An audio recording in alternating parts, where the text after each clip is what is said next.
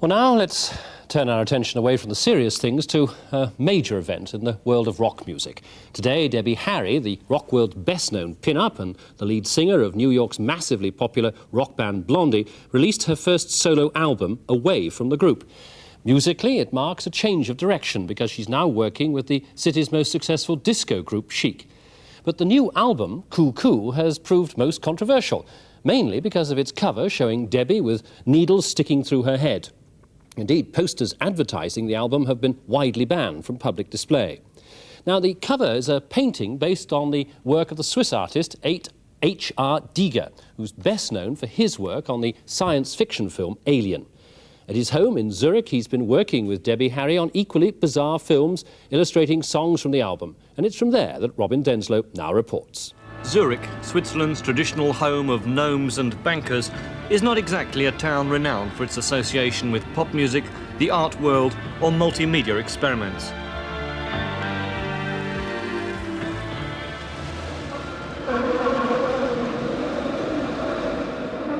But one man now involved in all three is artist and designer H.R. Giger, disciple of Hieronymus Bosch and Salvador Dali, who lives in a pleasant but unassuming terraced house on the edge of town.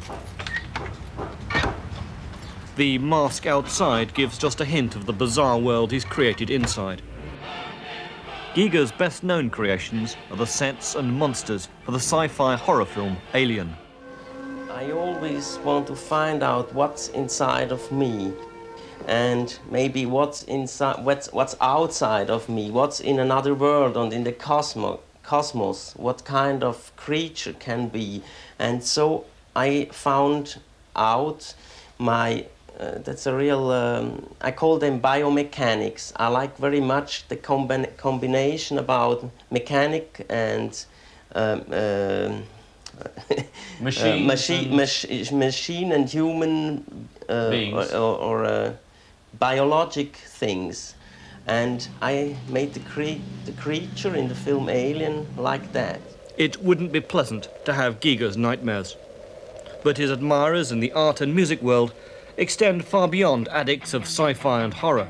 Today, Debbie Harry, Blondie's lead singer, releases her first solo album, KooKoo, in which she's backed by her close friend Chris Stein and members of New York's most successful black disco outfit, Chic. The cover of Debbie with needles through her head is by H.R. Giger. I like very much music, rock music. Every time when I'm painting, I have music. It gives me as a stimulation. And in another way, it was a very good meeting when I met Chris and Debbie at the Hansen Gallery in New York when I had this Oscar award, or how you say, the Academy Award.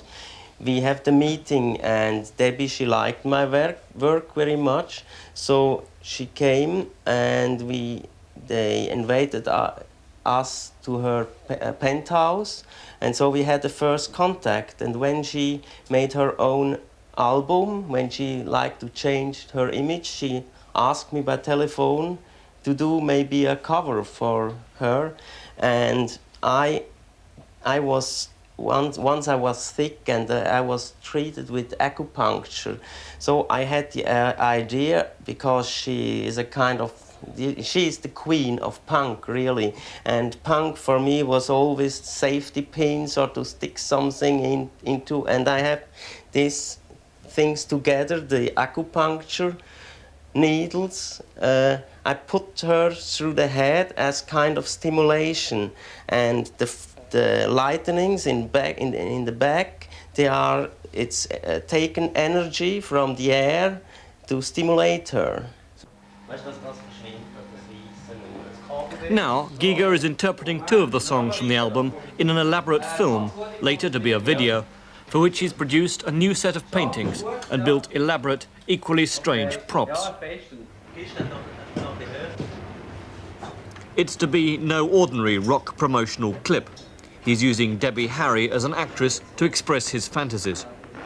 So does she regard this rock video clip, which might be seen here on programmes like Top of the Pops, as an art form? It happens to be so based on Giger's work that it is, in that realm. But I think a lot of video promo films these days are very elaborate and quite expensive productions. So, you know, I can't really make claim to that alone, but definitely his work is paramount. This is part of it for the video. Yeah, this is the New York work, and this was partly inspired on his recent trip, you know, to the States when he got the Academy Award. And it's really a great coincidence that, you know, we all got tied together. And this work was happening simultaneously, which we didn't really know about until we got here.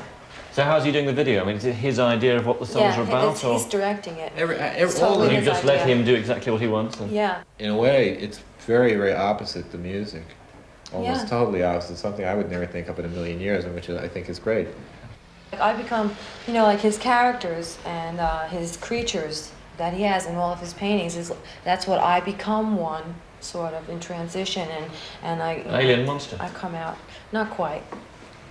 I'm not scary. If you were to, you know, if you turn these paintings this way, they become traffic and trains flashing by. I mean, they're very New York. I mean, I just definitely know that that's what it is. Beauty is in the eye of the beholder, and that's the biggest statement that I've probably ever made. I mean, it's all within you, how something affects you and how you feel about it. So Does That's this it. girl look serious? She looks serious. for a while, it was really part of my, you know, my art as making myself a product. You know, I really felt that it was a cool thing to do. I haven't really thought about it lately. When we met you last night, we were looking very different. I just wondered if the image sometimes was something you wanted to escape from. Well, I feel like, you know, I have a lot of images to reflect. You know, I feel like I can portray a lot of different characters. We think Blondie was a character you were playing out rather than that being you. No, not entirely. I think, you know, it's, you know, I mean, you've had several different occupations in your life, and, you know, have been with different lovers or whatever, and you're always a slightly different person. So that's what my job is. It's a change of image for Debbie Harry, but for Giger, she's just another figure to be fitted into the bizarre world of his paintings. In my paintings are things I like or I hate or I'm afraid about, but I never do harmless things like flowers, or I mean, if they are flowers, maybe they are the flowers they eat someone. We'll be able to judge how the fusion of black magic, black music and white singer has worked out when the video is finished in a couple of weeks. Inevitably, the solo project has led to speculation over the future of Blondie as a band. Does this mean the end of Blondie as we know it? That's what I was about to say. Right on. No, it doesn't. The history of most rock groups, except for very few, have been, you know, that they go up to a certain point and then they just level off or go down and lose popularity or sort of maintain, you know.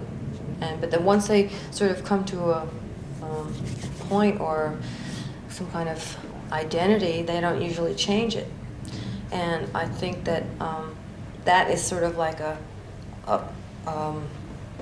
condition that's controlled by being a commercial group and having to tour and have so many albums out per year and the pressures of the business world. It really doesn't have much to do with being a musician or a writer. And so we just try to make things right for the kind of people that we are, and, you know, to make our work better.